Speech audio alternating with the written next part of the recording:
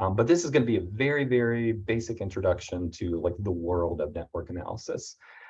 If you do it long enough, it really is kind of like entering a different mindset or a different world for how you think about not just doing research, but like what outcomes and what attributes and what information about learning context is important to collect. And it can also be integrated into more traditional approaches as well, which we talk about like later on, especially in Lab 4. And Jen, it's totally fine to be a passive viewer today too. So that is awesome. All these materials are here. Like you can go out, you can work on them at your own time.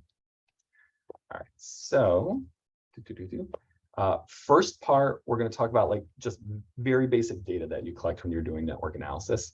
We'll talk a little bit about how we store that data and work with that data. And that's where there's like a little bit of a mind shift because there's a traditional format that we work with, but there's also a very novel new format that you might be very unfamiliar working with. And then we'll look through like an actual example of a network study. And then what we'll do in the CodeAlong and then the case study, which is in more in depth, is we'll sort of replicate like this study that was done at a very, very basic level. So you can get a sense of like, oh, how did this author, how this researcher do these things? Like, how do you actually like do these things when you're doing network analysis? And I'm going to introduce you to a couple relatively new packages in R for managing network data, calculating network variables and network metrics, and doing network visualization as well. These packages, I think, emerged in maybe like the last 5 years, and I'm still learning them myself, but they're super powerful, and they work great with other TidyVerse tools too, like dplyr and readr and a number of other tools. So they're really great, very compatible with TidyVerse packages, like very modern. And then what we're going to do at the very end of this is we're going to create a very simple network diagram. We'll create some super, super basic ones, and then we'll create a pretty one as well. And I'll walk you through the code that we use to make that. So any questions so far?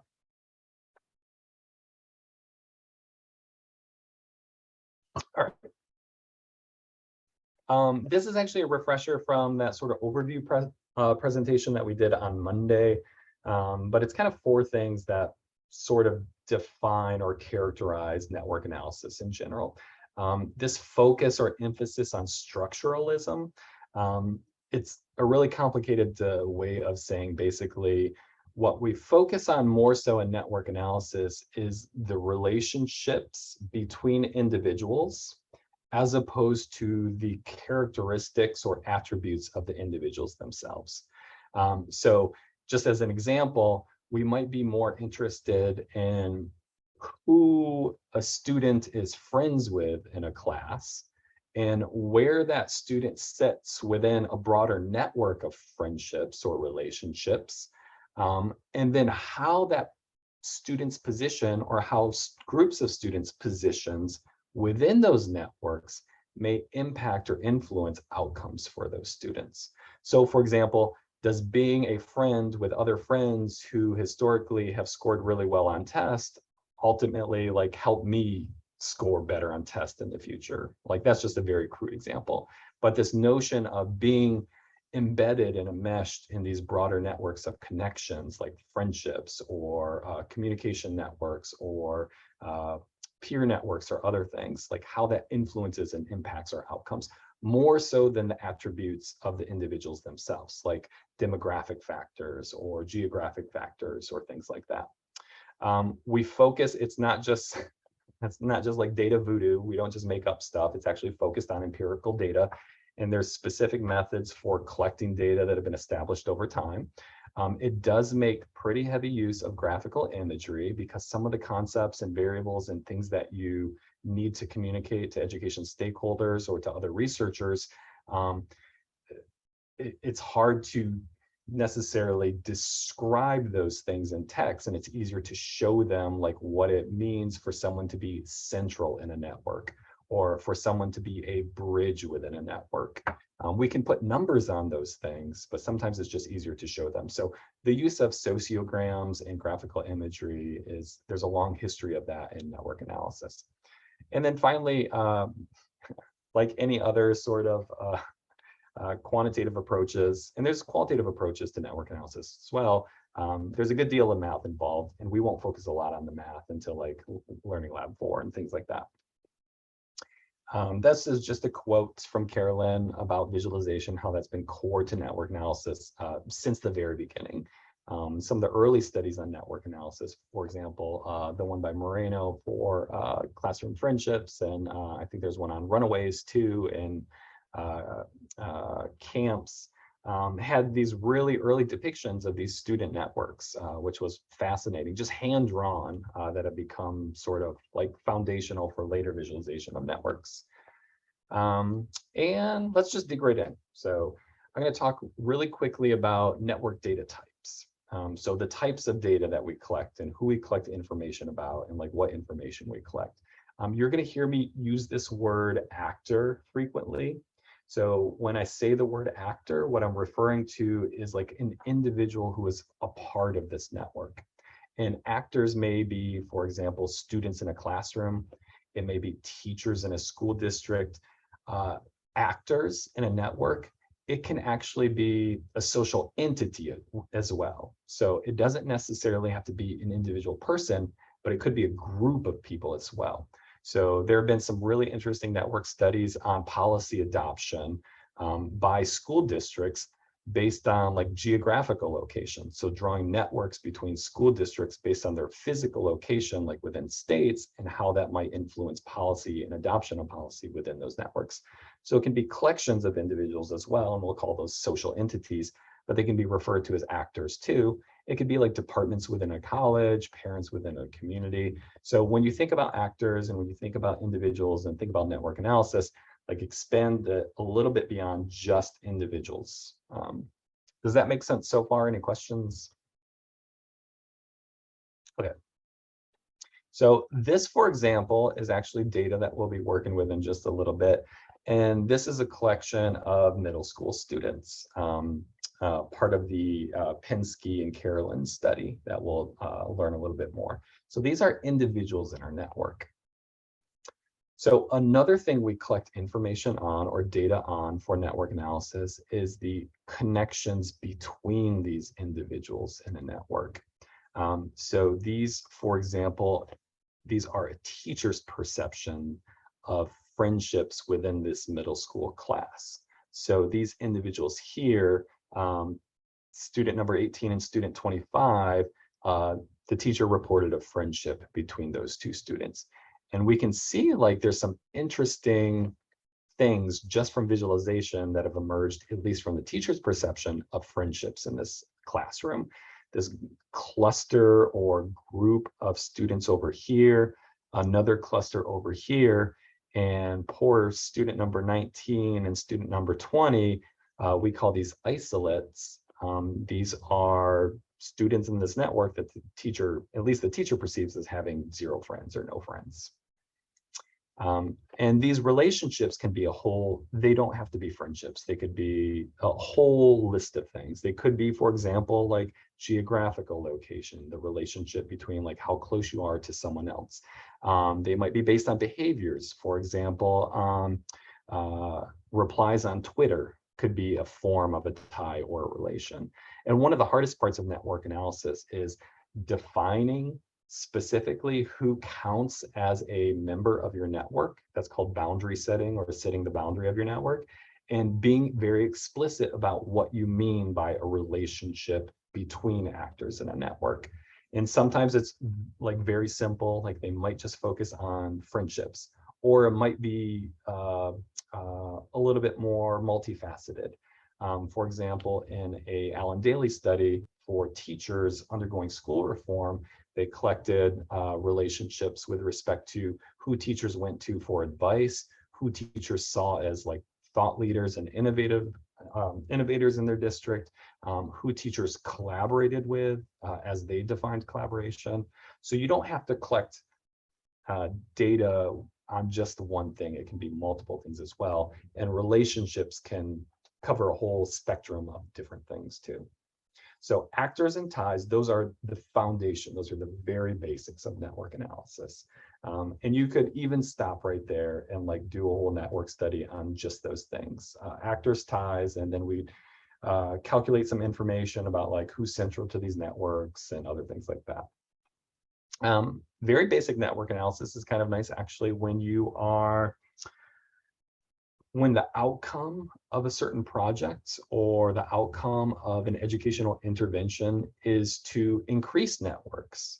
So for example, if you've ever been a part of schools and there's been an initiative, like when I was a teacher, professional learning communities were like really big and those were the hot new thing.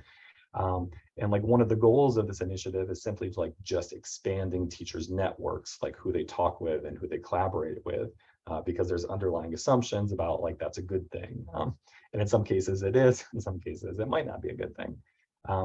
But basic network analysis can be used just to see if like an intervention like that is actually achieving its objectives or goals. And you could take like a snapshot of the teacher's network at the very beginning prior to reform and then a snapshot after and like see how these networks have evolved or changed. Other things that you can include for network data, we can calculate metrics or variables based on characteristics of the whole network. So for example, we could say, hey, this network is very dense. There's a lot of ties between individuals in this network, and we can put a number on the density of this network and use that number to compare the density of other networks as well. We can put a number and we can calculate measures and create variables for things like centrality too, like how centralized is this network? Like how much does this network kind of center around a few individuals? And we can also include information about an individual's position within the network. Like how degree is a very basic one that we'll learn about in a little bit, but like how many people is this person connected to? And then there's also information we can include, and we might include it in modeling, either before the network or after the network, things like gender or student achievement or all those like traditional characteristic attribute-based data that we might include about students as well. Demographic factors, achievement information, information about a student setting, like their classroom, things like that. And this is like probably what most of us are pretty used to working with. These two things are things that are going to be very new to people that are just coming into network analysis, and wrapping your heads around these things conceptually is something that takes time and experience. So really quick, we'll do a quick discussion just so it's not me talking like the whole time. But think about a network that you might be interested in studying. And think about like this network that you might be interested in studying. Who are the actors in this network? How would you define an actor? What makes them a member of this network? What ties connect these actors? What ties might you be interested in studying? What relationships? And do you anticipate, like, if you were to create a network visualization of this network, do you think you might see some groups like we saw over here with these students? And then finally, like, what research questions do you think you might be worth or interested in investigating? So I'm going to pause right there, and I'll give you guys like a couple minutes to think, or like 30 seconds to think, and then we'll just share out some responses.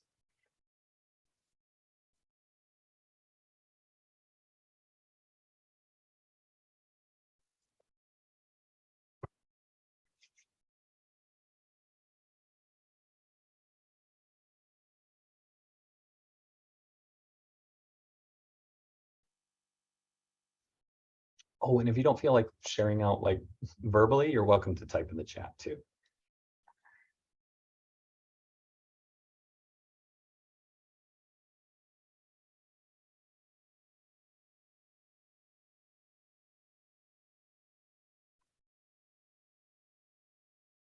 Just want to say too, this is like not a trivial matter. We've been going back and forth with this network of networks, which is a group of researchers at NC State that are part of a smaller community, as well as like UC San Diego and a university in Japan and a number of other places. And after a whole year, we're still trying to come to a consensus on who is really a member of this network. and who should be included in analyses and who should not.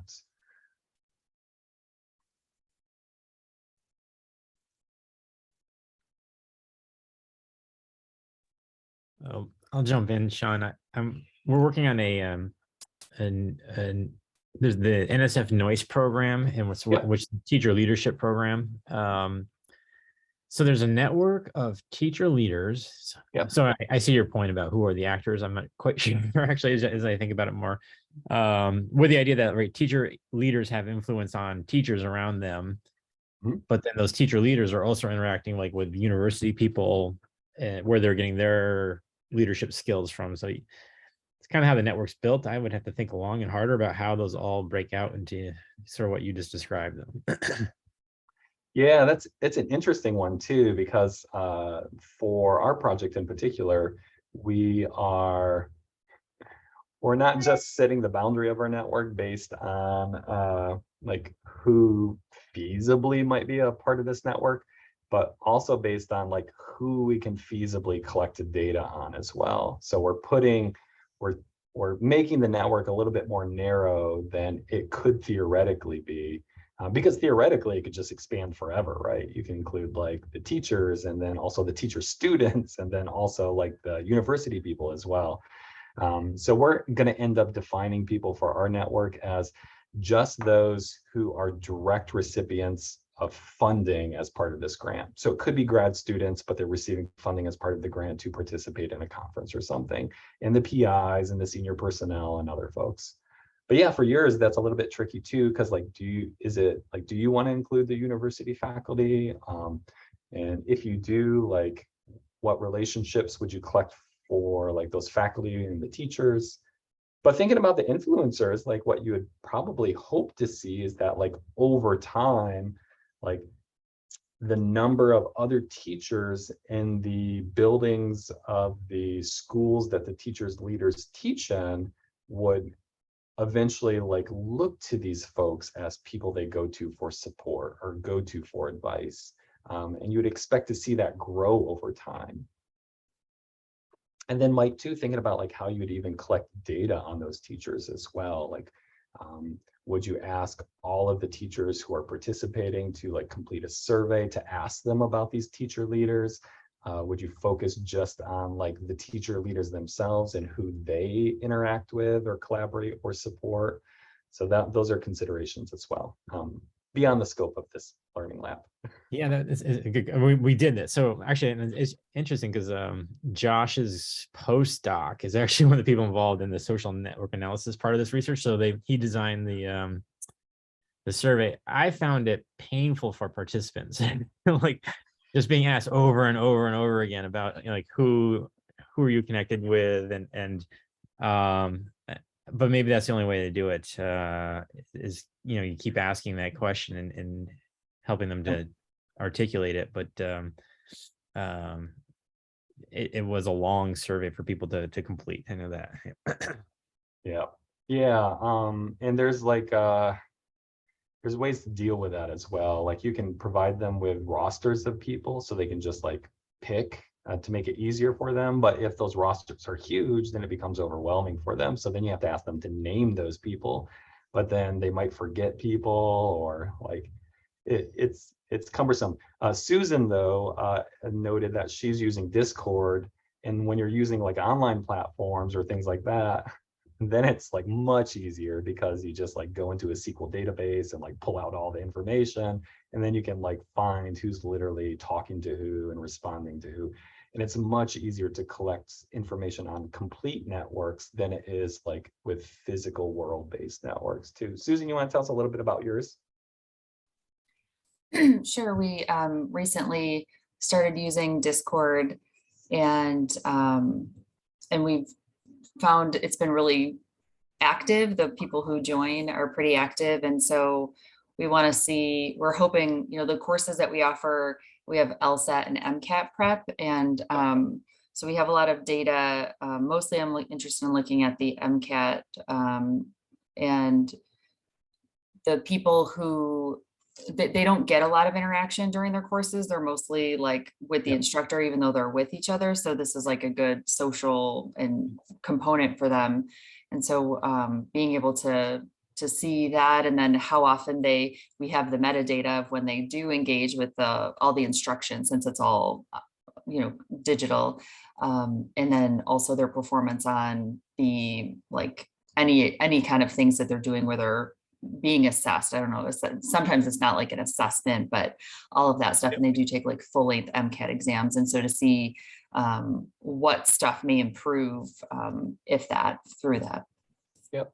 You think you might be looking at like relationships between those who like frequently communicate with others or receive support from others with like outcomes such as like MCAT scores or things like that?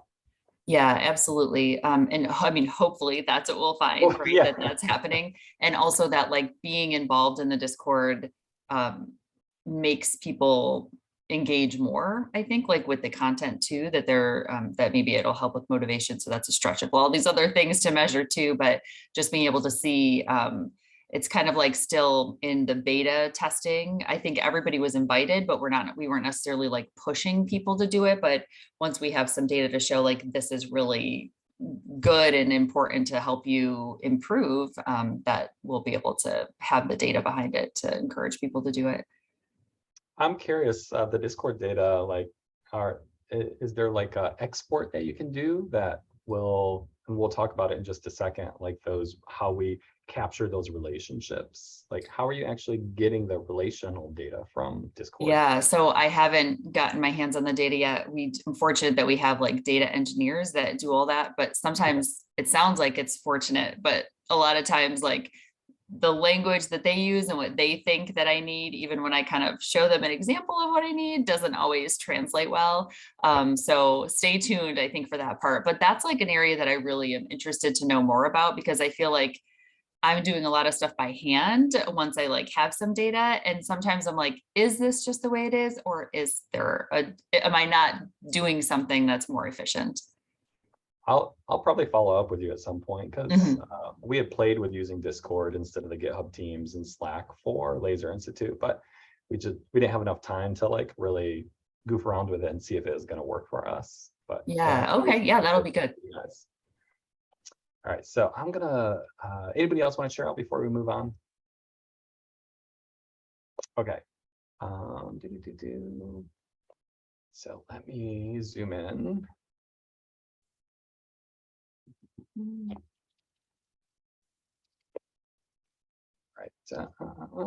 right, we're going to talk a little bit like super fast, and like you'll actually see it when we do when we start working with the data, like how we store data, and it's different, something we have to wrap our heads around. And then Susan, this is going to be especially applicable to you, because the more you can explicitly tell them, the engineers, like how you want them to output the data from Discord, the more time it will save you with having to like wrangle that data into shape to do network analyses. But typically for most network analyses, we're working with two files basically. One file is very traditional and something you're going to be very familiar with. It's called a node list. And this is basically just a file where each row is a member of our network. So it's the individual in our network, like what we might call observations, for example. But each row is a member of that network with information you might want to model or visualize or incorporate into your network analysis. So for example, we might have Tom, and we might have his university, and we might have his gender, and we might have like transcript data, or we might have like a whole host of other things, like anything we might want to incorporate into our network analyses over time. And this is very traditional. So for example, with this middle, yeah, I swear we won't pull like your transcripts from anywhere. So this includes the name of the student. In our case, we're masking it, and we have a student ID that stands in for the student. So this is student number 1. The student is female, and the student, in terms of achievement level, based on like prior GPA, is a high achiever. I don't remember what they use for cutoffs for high, average, and low, but So this is going to feel very familiar and very comfortable. But then remember, we also have to somehow collect and store and work with data that has information about these relationships. And this is where it gets different and a little trickier. So there's two ways we can do this, two ways that are common anyways. My preferred way, and the preferred way for working with a lot of packages in R, is storing that information as an edge list. And an edge list typically has two columns. It has in one column a member of the network and who they're connected with. If this is a directed network, like right now I'd be drawn up on the whiteboard, but if this were a directed network, the person in the first column and the person in the second column makes a difference. So for example, Susan, for your Discord space, let's say student 1 and student 2 are participating in Discord. Student 1 sends a reply or a message to student 2. And that direction, these directional networks, that makes a difference. And we would factor that into visualizations and into modeling and other things. In some cases, it may not make a difference at all. Like think about a Facebook friendship network. Student 1 might be friends with student 2, but student 2 in a Facebook network has to be friends with student 1 as well, or they wouldn't be friends on that network. Whereas opposed to Twitter, like following people, I can follow you, but you don't have to follow me. For our peer friendship networks, it does make a difference. So the data that we're going to be working with, I might nominate Mark as a friend in this class, but Mark may not nominate me. So it's not reciprocal. It's not reciprocated. And that's where these columns factor in. So for directional networks, who you put first makes a difference because it indicates the direction of the relationship, if that directionality exists. And in some cases, it may not. We may be building a network, for example, on who attends church functions together. So Tom and Mark were both at the potluck, and they can't, and that would be the relationship between Tom and Mark. They attended potlucks together. And then we'd see, like, does attending potlucks together lead to going to heaven or something? But that's an example of like why these columns potentially make a difference. But the first two columns are always the same. They include two members of the network that have some sort of relationship. And then the third one can be a number of different things. We could have a third or a fourth or a fifth or a sixth. Susan, in your case with the Discord network, you might have information like the timestamp, like when that interaction took place. You might have information about like what forum it was a part of, like in Discord, if you have like, you know, discussions, the actual discussions will probably have unique identifiers that are numbers that are in the SQL database. So we might include information about that specific connection too. So that's an edge list. And another way to store information about. Can I ask a quick question, Sean? Yeah, go ahead, Mark. So in the example you just gave about like it might be in different forums, if it's a case where there's this relation between student 1 and student 4 in one forum, but they also engage in another forum, would that be a separate row for the different forums? Yeah. And Okay. you might see student 1 and student 4, they might have like 10 observations together. They might be listed 10 times. And it might be like 1 4 4 1 1 4 4 1 4 1 4 1 1 4. Yeah, but they will each be listed separately in a situation like online discussion forum data. Yeah. As opposed to like information about a friendship network, they actually, if it's directional, they will be listed twice too. So if I say I'm Susan's friend and Susan says she's my friend, then there'll be like a Sean Susan, but then a Susan Sean too. And that indicates that that relationship in the software that you work with in R will recognize it. It will indicate that there's reciprocity between those two individuals. And that's the technical term for mutual relationships in network analysis as well. Reciprocity and mutuality, those are the two common terms. Another way to store data, the relationships between individuals is a matrix. This is the most basic and kind of one of the original ways of storing this data. And you'll still see this a lot, actually. And in this case, we can see it still indicates directionality. So we can see that 1 is not friends with 2, and student 2 said they are not friends with student 1. But student 1 said they are friends with student 4. Student 4, though, said they are not friends with student 1. So that's how a matrix works, and that's how the relationships are captured. The problem with this format, the pro is that it's very compact. So like an edge list, Mark, as you kind of hinted at, it could, for Susan, for your edge list for Discord, if it's a very active community, it's going to be really long. It's probably going to be like thousands of rows long.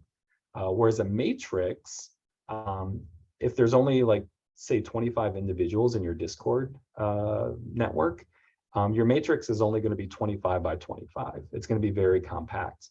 And all of those relationships will add up effectively. There will be values. So for example, if student 1 in your Discord network talked to student 4 like 10 times, we would put a value of 10 there. And that's how we capture those those kind of duplications of interactions or relationships.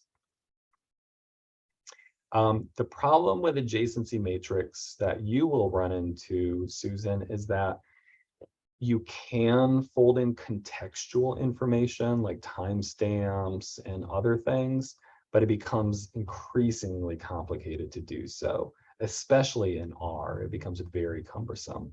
So the edge list really is a go-to format for network analysis, in my opinion, at least.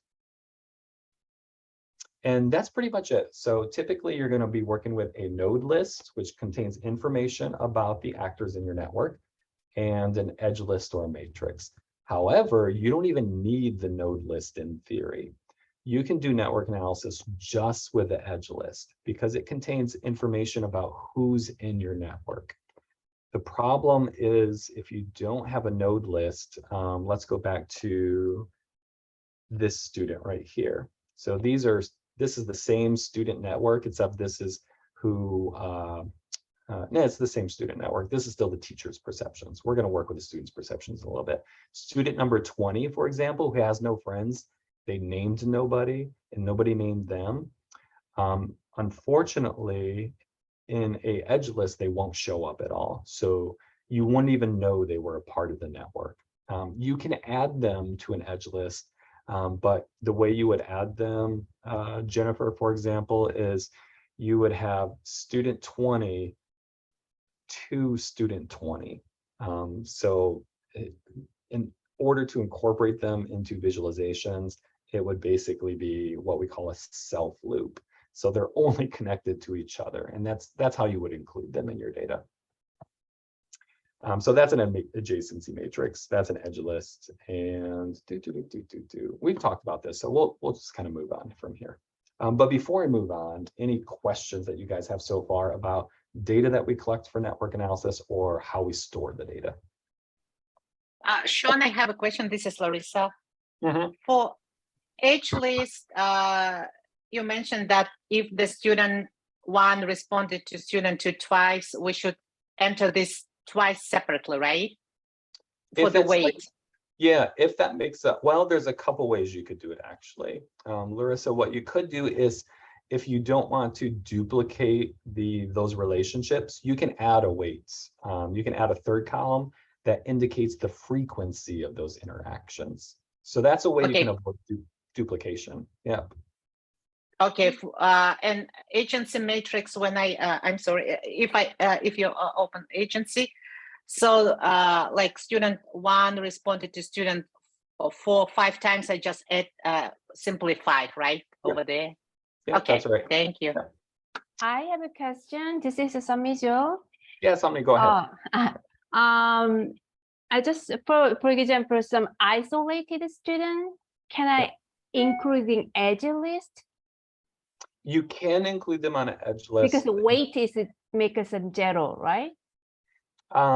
You could add a weight of 0. The way you include them on an edge list, R and other programs that you would use, like Geffy or things like that, if you just like have them, let's say student 20, I have them in the front column, but I leave this blank because they're not connected to anybody.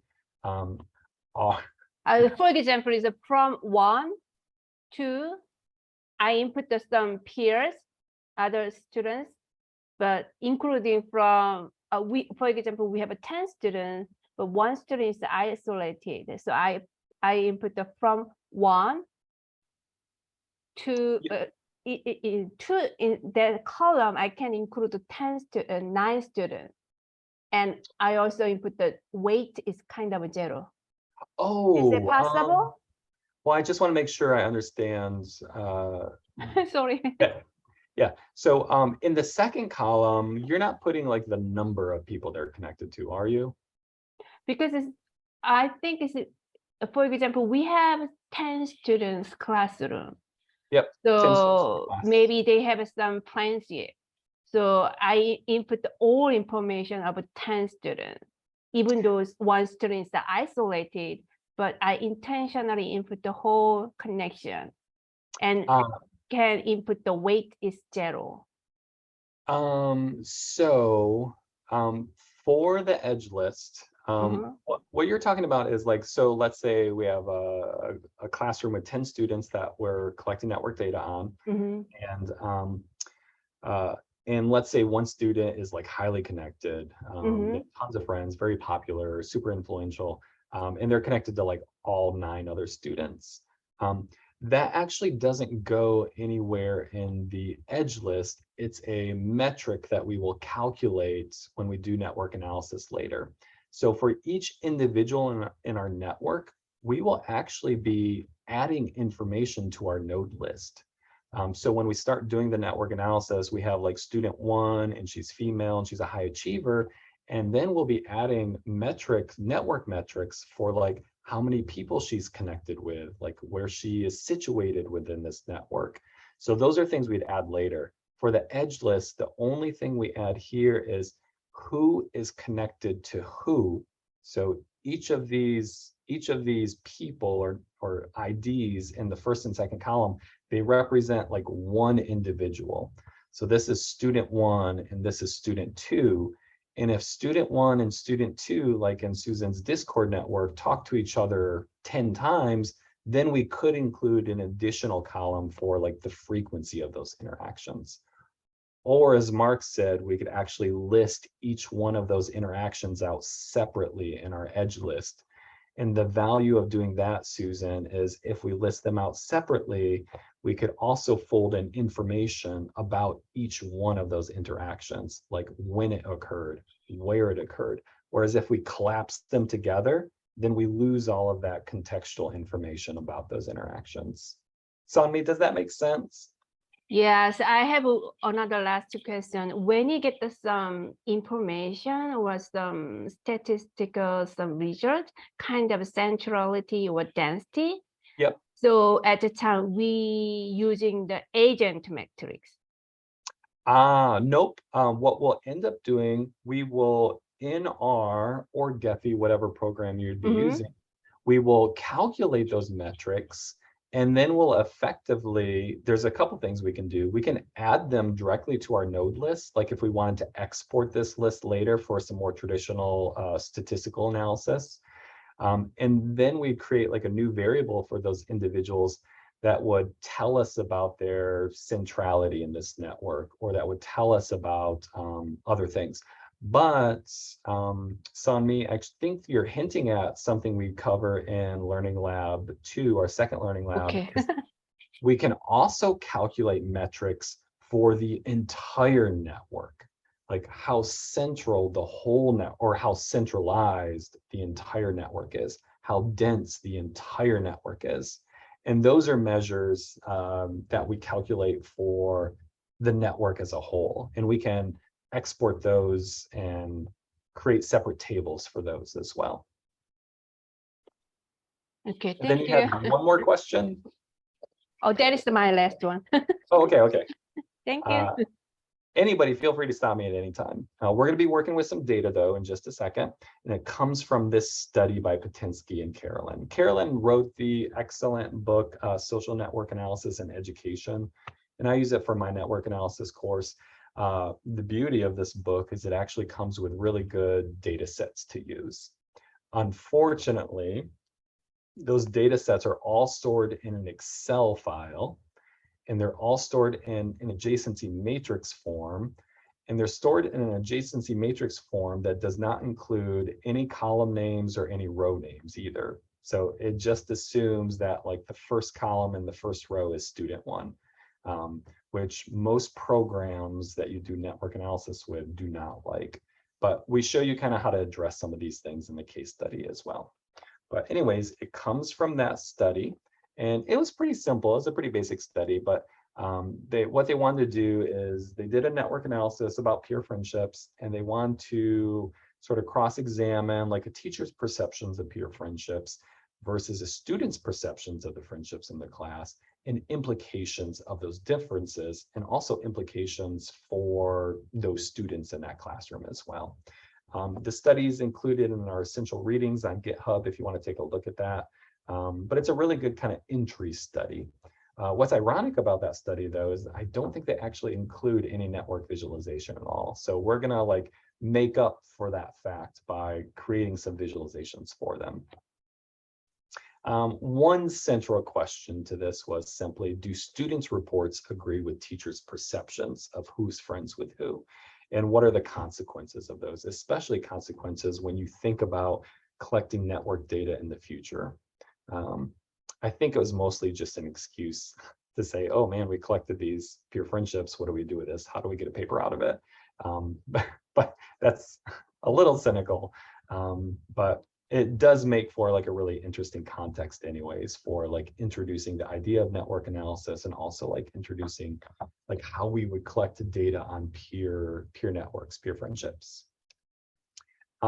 This, I won't go into all the details, but it is a directed network. So I may say Mark is my friend, but Mark may not say that I'm his friend. It is just data from one teacher at one middle school, and actually sort of 4 classrooms of students, but we're only going to be focused on one classroom in particular. And what they actually found is that teachers' perceptions and students' reports were statistically similar. However, the level of reciprocity, which we talked about, students actually reported more reciprocity than the teachers perceived. So students said they were more, students indicated that the friendship was two-way, whereas from the teacher's perspective, it might have looked like only a one-way. Tom, if you have to take off, no problem at all. And for those of you that, anybody that has to take off, I know we're going a little bit over the time for the Learning Lab. Please step off if you need to. Let's see, oops, going a little bit too far. And level of agreement, yeah, is pretty consistent across the classes too. So this is data that we're going to be working with. And now it's time for the CodeAlong. So if you are in our Studio Cloud, I'm going to show all my panes. And what I'm going to ask you to do actually is to create a new R script, just a very, very simple R script that we're going to use for coding along together. So if you remember, you can go to File and you can go to a new file and you can create a new R script. And this is just a plain text file, just for basic R script. And I use R scripts a lot, just plain R scripts, when I'm just experimenting with code. Oh, Jen, you have to bounce too, no problem at all. All these materials are available to you, and I'll be doing next month the Learning Lab too as well. Let's see, so open up R scripts and we'll do some coding together. I'm going to introduce you to some new packages. I'm going to introduce you to some new functions, and we'll just get to play with some data to see like what this really looks like when you're doing it. All right, so the first thing we're going to need to do, it's actually helpful. I will paste it in the chat if you want, but it's helpful if you have the slides open, because then you can just copy and paste. If you hover over the slides, there's actually a clipboard and you can copy. and then you can just paste that right into your R script. And the first package that we're going to load is called Read Excel. And it's an R package that's really, really good for reading Excel files, so Microsoft Excel files. And like I said, the data that we're going to be working with is in our Lab 1 folder. It's in the data folder, and we're going to be working with some of these Excel files. I'm wondering what's the most commonly used and representative R packages for SNA. Oh, Damji, these are here. I'm going to type in TidyVerse, and I'm going to paste it in the chat for you. I would say at this point in the R universe, the TidyVerse packages have sort of taken over as the most commonly used and the most modern way for writing code in R. The packages themselves actually for even working with big data are like super fast too.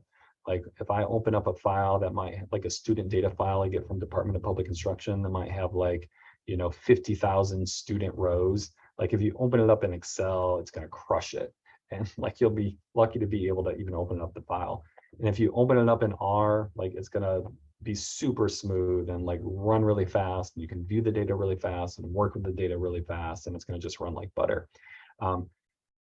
The Read Excel is actually not technically part of the TidyVerse, but it is a very TidyVerse-esque package. And like they describe here, TidyVerse is a sort of opinionated collection of R packages for data science, for learning analytics. And by opinionated, they mean like they have very specific ways of like how functions should be written. For example, all the functions in TidyVerse are very descriptive, and they're typically verbs, and they're typically verbs that explicitly describe what they're doing. Like read CSV is a function that reads CSV files. And for base R is not always like that. It's not always intuitive or obvious like what the function is doing without doing a lot of digging.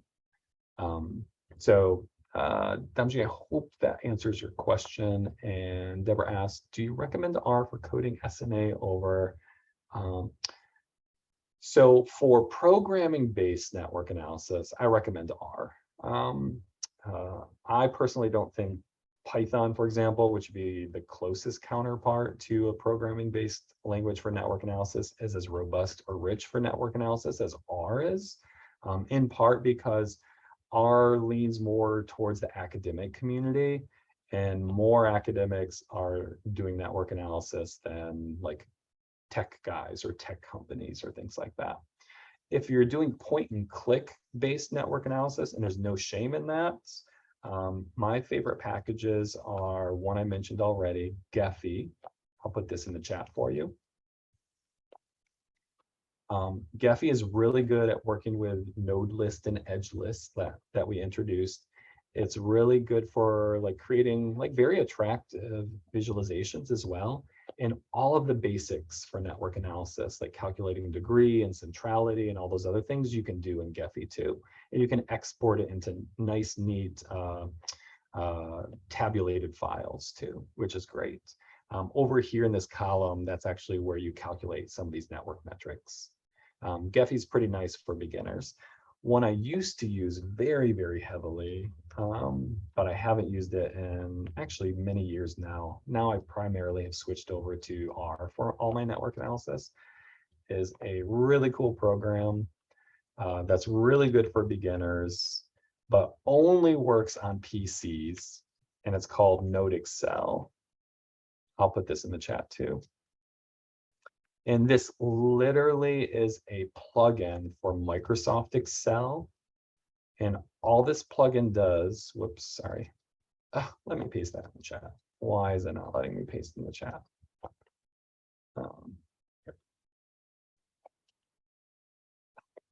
Escape. Oh my goodness, this is so crazy. Here, I'm going to close this page off. Oh, so weird. It's not letting me type in the chat box at all. Everything I type is going straight to my browser for some reason. anyways, Node Excel is kind of nice if you're on a PC. And it basically adds a new tab to your Excel file that lets you do network visualization, calculate basic network metrics, and it's all in a spreadsheet form. It's super, super nice and very easy to work with too. And it's still like functional and supported. It was actually developed by some researchers at Microsoft. Surprise, surprise. All right. Oh, thank you, Damji, for putting that in the chat window for me. Okay, ooh, good. Well, now it's letting me type. That's good. All right, so let's go ahead and load this package. We're going to need it. First of all, double check read Excel. You should see it in your packages pane. Read Excel right there. And there's not a check mark next to it, which means that it's not loaded for you. So we are going to have to go ahead and load it using the library function. So we'll go ahead and load that. And we're also going to load a couple other packages too. One is called TidyGraph, and that TidyVerse set of packages that I showed you, TidyGraph is like a different developer, also an academic, created a network analysis package for doing data management and network analysis in R in a sort of very TidyVerse way. One thing to think about when you think about TidyVerse that sets it apart from other things is, do you remember that pipe operator? You know, the pipe that allows you to string together a bunch of functions to do like a lot of tasks together at once. We'll reintroduce you to it. But that kind of emerged out of the TidyVerse, and it's like a nice compact way to do a lot of different things to a data set that you're working with without having to write a ton of code. And oh, sorry, I'm in here. Let me close this one. I'm trying to have this open in two windows. There we go. So let me knit this again.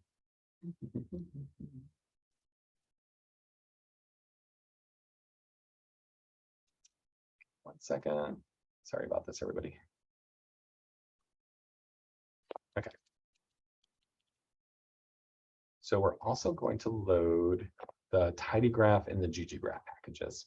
I haven't copied this for you here, so go ahead and write it yourself just for practice again for loading packages, but you can type along with me. So I'm going to load the library. I'm going to load the TidyGraph package. That's going to autofill for me. So I'm going to click that and I'm going to run it. And I'm also going to load the gggraph package. And gggraph is, do you remember ggplot from this summer? ggplot is what we use to make like really nice data visualizations. gggraph is like its counterpart for making really nice, attractive network visualizations. And it uses that same sort of concept of like building layers for your graph. And we'll get some practice with it in just a sec. gggraph. And if you need me to slow down, just let me know and I will pause. But I'm going to go ahead and move on because we've loaded those packages. And the first thing we're going to need to do is we're going to import our data. And we're going to be importing two files. We've already loaded the read Excel package. And in that package is a function called read Excel. And what that read Excel function does is we'll say, hey, this file that's located in our lab1 folder, in our data folder, and the file is called studentattributes.xlsx. Go ahead and read that into R for us. I'm just going to copy, and I'm going to paste it into my R script. So I'm going to read, just for your reference, lab1, our data folder. There's a student attributes file right there, and a student edge list file too. And if we want, I can view it. Oh, you can't see it, sorry, downloaded. We can import it this way, but this is what our attribute file looks like. And this is what our edge list looks like. Import data set. And if you want to import it with the point and click way, you can actually do that, import data set, and it will actually write the code for you for importing the data, which is nice. And you can see this is our data set that we're working with. So student 1 said student 2 is their friend. Notice that none of these have any weights. They're all just single weights. So this is something we don't really incorporate into our analysis. So let's go ahead and run those two. And now in your environment pane, we should see those two files. So if I open up my student nodes file, so I saved my attributes file and I called it student nodes. Now it's in our environment. Let's take a look at this data. So student number 1, female, high achiever. And then I have, I added these columns just for visualization purposes for later, but I just recoded gender and I recoded achievement. So 1 if they're female, 0 if they're male, 1 if they're a high achiever, 2 if they're average, and 3 if they're low. And you'll see a little bit later why we did that. All right. So go ahead and just really quickly take a look at those two files. You can click on the files, just click on them and they will open up. And then let me know if you have any questions about these files before we move on.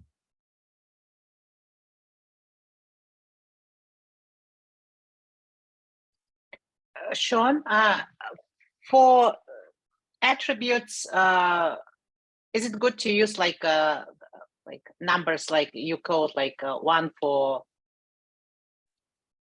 female, achievement also? Or it can read also high, low. Oh, yep, you can have them as, so for the student names, you can just as easily use names. And you just have to be careful. Show. Yeah, you might want to anonymize them.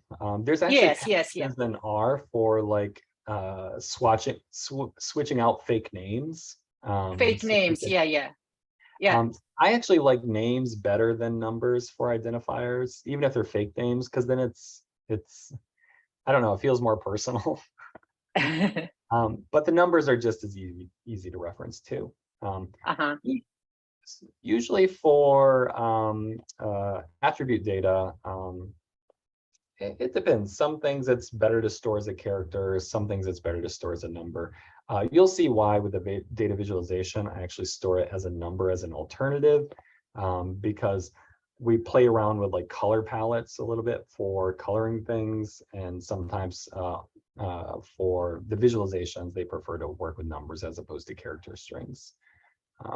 But either way is actually perfectly acceptable. Just be consistent. All right, so we have our data. Any questions about the data or ready to move on? Okay. All right, so I'm going to introduce you to a really important function. Like it's a core function for the TidyGraph package, but it's essential. So right now, see, we have these two files. We have one for attributes and we have one for the edges. What we need to do for network analysis that's very different than other types of analyses, especially when we're actually doing the analysis, is we need to merge these. But like, how do you merge two files that are like very, very different? How do you merge like node information with edge information? So information about attributes and information about relationships. Well, TidyGraph and other packages as well that do network analysis, there's usually a function that's designed to merge those two files into a single data structure that you can do network analysis on. And this table graph function, what it basically does is it takes our edge lists. I'm going to put it into our script over here. It takes our edge list, which we've called student edges that we ran in, and we said, hey, this table graph function, I want you to combine these two files.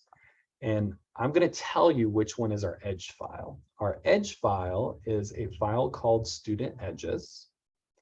And our node information, all the attributes are about our nodes, is a object that we called, oh goodness, I need to fix this. I'm going to hit an error here, and this is not going to run. Here, I'll show you. Does anybody know why it's not going to work?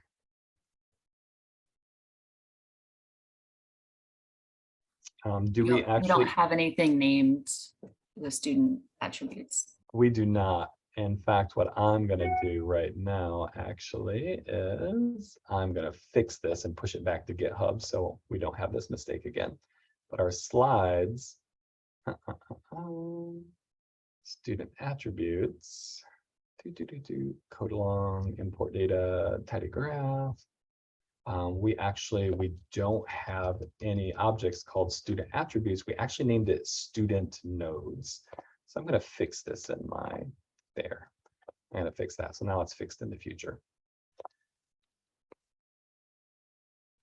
So student nodes.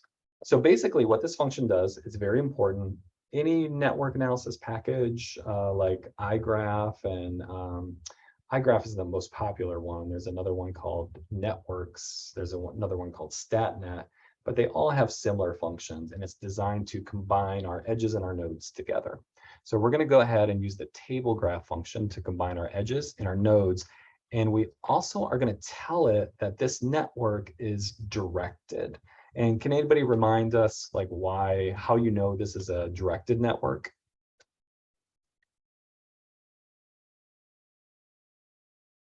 And it goes back to how the data was collected. So they asked students who their friend was. I mean, I'm thinking it has to do with that it was a list, not a matrix. I don't know. It could be stored as a list or a matrix. But remember, a directed network indicates that it's a two-way relationship. So it's directed because some students on the probably like a roster or a survey type form that they administered, some students can name people as friends, but those people may not name those other students as friends. So it is a sort of two-way relationship in that they both have to kind of identify each other as a part of this relationship. Susan, for your Discord network, it will be a directed network as well. And in order for that relationship to be reciprocal, once, depending on how you define the relationship, but let's say it's just replies. So I replied to Susan, and then Susan, sometime in the future, replies back to me. And then we would say that relationship is reciprocated because we both talk to each other. Whereas like Mark might be one of those people in Discord networks that like spams the network with tons of, like I do in Slack, with like tons of announcements or information, but never responds to anybody else. And his relationships are always going to be unreciprocated because he's putting stuff out there, but they're not responding to each other. It's not a discussion or a conversation. And Susan, for your Discord network, high levels of reciprocity is probably indicative of conversation, back and forth dialogue, which you would hope to see in a Discord or in a communication network.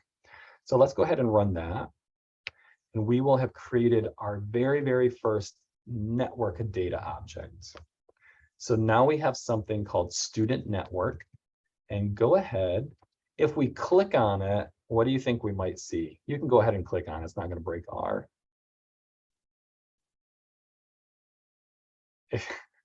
If you click on it, it's kind of a complicated data object. So this is not going to make any sense to you, which is okay. It stores things as like a list of lists, and it's a little bit complex. But all we have to do to see our network is just type this network object that we created. So we have a student network. We combine these data sets into like one network data set, and now we can take a look at it. And if you look down here, it's going to give us information about our network. Important information, actually, quite a bit of information. So how many people are in our network? How many actors are in our network? 27. Yep, we've got 27, and we know that because, well, our attribute file, our student nodes, has 27 observations, and each of those observations is a student. So we have 27 students, and we have 203 edges. So think about like with 27 students, like how many possible combinations of friendships there could be. Like it's a lot. There's like a lot of different, I think it's like what, 27 times 27? So it's a lot of possible relationships. So it's not surprising to see so many edges. But we also have information. It shows us a preview of our node data as well. So you can see that this is our edge list or our node list, if you remember. So this is basically a preview of our nodes.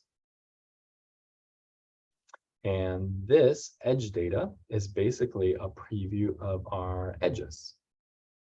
And now we know that they've been combined together into a single network object. And now we can do so much with this. Now that we have an actual network object, we can calculate metrics on individuals in the network, on the network as a whole.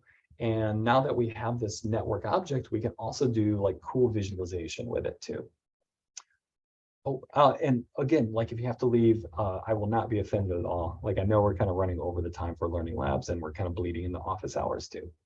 And I have until 12 o'clock, and then I actually have to meet with my introduction to learning analytics course students too.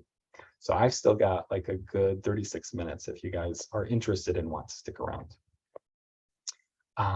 So now we have our student network. We took a look at the network by typing it out. And this is the output that you should see down here.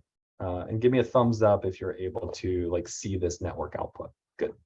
And this is like a really, really simple, very feasible like thing to do for data collection for your own studies as well. Susan, is harder for you because your network is probably going to be really dense and like very active, I assume. But Sanmi, I think you said you just have 10 students, so you could easily put together your data sets by hand and like do this exact same thing that we're doing right here. Okay. And we just talked about that. So now we're going to do like some very, very basic plots. In R, built into R, there's a pretty flexible function that will take data objects and it will turn them into graphs.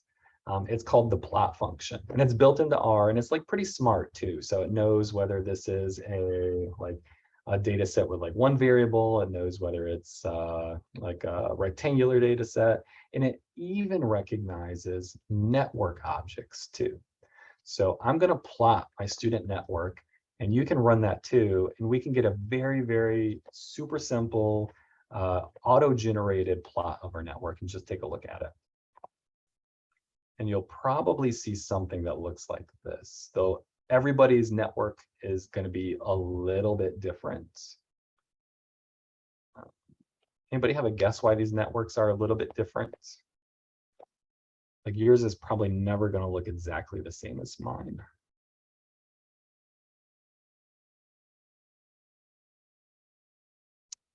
I think, and I'm just guessing to be honest, but there's a number of different network graphing algorithms, and this uses a pretty basic graph algorithm. And we'll talk about like different graph algorithms throughout the learning labs for network analysis. This is probably like just I'm going to say the name wrong. It's like a Friedman Reichstager algorithm. I think it's named after a German guy. But it's a very common algorithm for laying out network graphs, and it tries to like basically algorithm for most of these graph layouts. Those people who are the most connected is going to try to put them in the center, and those people who are the least connected, like student number 19, is going to put them to the edge of the network. And that's how most of these graphing algorithms work. And yours is probably going to look a little bit different than mine because there's like a random component to how it lays it out as well. So it's never going to look quite the same. Can I get a thumbs up if you got your plot to actually plot? Awesome, good, yep. So that's the plot function. It's built into R. You don't even have to load any packages. It just comes with R as default. And you can customize it a little bit, and you can make some okay graphs with it if you just want to stick with plot. But But TidyGraph package, which we're going to use in a bit, allows you to create highly customizable network graphs that are super, super pretty. So we'll play with some of those as well. And Janae, welcome. We're running a little bit over from the Learning Lab, and we're getting to the fun part, actually. And if you're interested, I can kind of walk you through in just a second, like everything we're doing. So now let's go back to our slides. There's another function that's built into our gggraph package.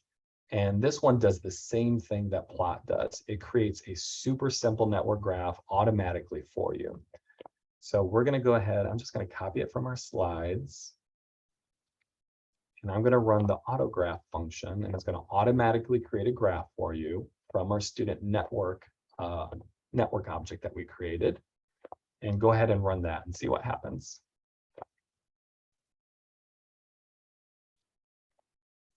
You get something that looks like this. It's not super useful. It's a little bit different than our previous one. One thing I do like about the plot one is that it includes like the numbers. It also includes directionality. So 16 said they're friends with 20, but 20 did not say they were friends with student number 16. It's a little bit cleaner, but what we're going to do is effectively with our gggraph is clean this up quite a bit. And I'm going to kind of show you like some things that you can do with it. So let's take our autograph function. In theory, what we can do with this, and we're going to stop using autograph in just a second. Autograph and plot, the reason I'm showing them to you is because they're super handy functions for getting like a really quick view of your network, just to get a sense of like who's isolated, who's central to the network, are there any groups in this network? So they're really useful for just getting like a really quick view of your network. They're not great for publications. They're not great for like presenting anything to someone else. Oh, and Mike, if you have to step off, no problem at all. Take care. All right, so we can customize these, and we could, for example, add some labels to these. So now we said, hey, our label for our nodes, it's our label, actually just label it with the ID number that's in our ID file. And for our color, let's make the color of these nodes based on our gender variable too. So gender, if it's female, it just automatically colors them red. If it's male, it colors them blue. But that's pretty much it. Like, I wouldn't use these for anything very sophisticated. What we're going to do is, if you have time, we're going to actually build a much prettier visualization. So we're going to use a function that's kind of like plot, and it's kind of like autograph. And the function is called ggiraffe or ggiraffe. I think you pronounce that like a giraffe, like ggiraffe. And we're going to run this. Try running this function and see what happens. And if you don't see much, don't feel bad. It doesn't do much by itself.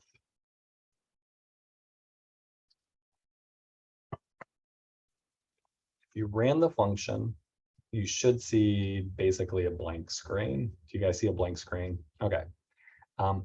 All this first function done, this is only the first layer of our graph. All it does is say, we're going to make a graph, and we're going to make a graph with our student network. And that's all it does. There's actually one secret thing it does. It actually, that algorithm that I talked about for laying out your graph and where nodes go and where edges go, actually the algorithm is built into this as well. And you can change the algorithm too, but we won't change the algorithm because the default is pretty good. All right, so next what we have to do is we literally have to add the nodes to our network. So we're going to add the nodes to our network. And we're going to use another function called, if you're used to ggplot for making like bar graphs and like other types of graphs, these geometries are basically the pieces that you add to your graph. And we're going to add one that's called geom node points. And there's other types of geom nodes too. So you can have your nodes be points. You could have your nodes be labels. You could have your nodes be shapes. You can have your nodes be a whole host of things.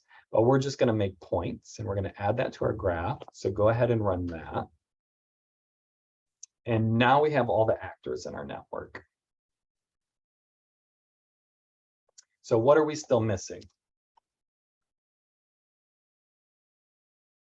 Direction. Yeah, we're missing the edges between our network, or between our nodes, right? So the last thing that we're going to add is, the last thing we're going to add is our edges. So we're going to add, like literally, we're going to do a plus. And every time we do a plus to our GG graph, just like ggplot, we're basically adding a new element to the graph, a new layer to the graph. And we could add one for labels. We could add one for axes. We could add one for grids. We could add one for, we could add a whole, there's like literally bazillions of different types of things that you can add to your graph to make the graph just the way you want it. All right, so now we're going to add the links or the edges for our nodes. So let's go ahead and add that and run it. And then all we basically have done is reproduced our autograph. But don't be discouraged because autograph is very limited. Now that we have the basics for our network graph, now we can start customizing it and adding arguments to it. I've done one for you. The case study actually walks you through in much greater detail, like all the different arguments. But what we're going to do is turn this ugly graph into something that's quite a bit more polished and more attractive. And I've got the code here. You can just copy and paste it. And I'm going to talk you through like what each of these things does. So I'm going to go ahead and run that. And then we get like a little bit more of an attractive graph that's a little bit more meaningful and easier to read and shows different aspects and components of our graph. But you can see we still have the very basics. We have the GG graph, and I did change that. Actually, I didn't change the algorithm by default. The algorithm for laying out your graph is the stress algorithm. And I just like wrote it there, but you could change it if you want to. If I wanted to change it to that German algorithm, for example, I type FR, and then it will lay it out a little bit differently. Now that isolated person, because they're isolated, it puts them very far away from the others. There's another one called, what is it, linear, I think. If you wanted to lay them out on a line, I don't recommend it. I think there is a linear one that you can make circular too. I know I'm going a little fast, but don't worry, like everything that I'm talking about now, I explain in the case study. So all of these things actually gggraph. Let's go to layouts. And here's some of the layouts that we're playing with. The KK layout is actually really good for Suzanne Discord with really big networks. The KK is great for laying out really big networks. It's optimized to deal with a maximum number of people, so it doesn't look like a cat coughed up a hairball. KK is, let's see, the one that I typically use is the stress layout. That's just the default, and the FR layout too. Xian did actually a really nice network graph for publication for, it was a linear graph like this, but what it did was it showed people's pathways through a course and accessing different resources. So those types of layouts are good for that sort of thing, to show like different pathways through a course. My students love to use this one, and I absolutely hate it. The circle one. So it lays all of the actors around a circle, and then it draws connections between all of the students. So if I wanted to use this, I can show you what it looks like. I'm just going to copy that here. I'm going to change my layout.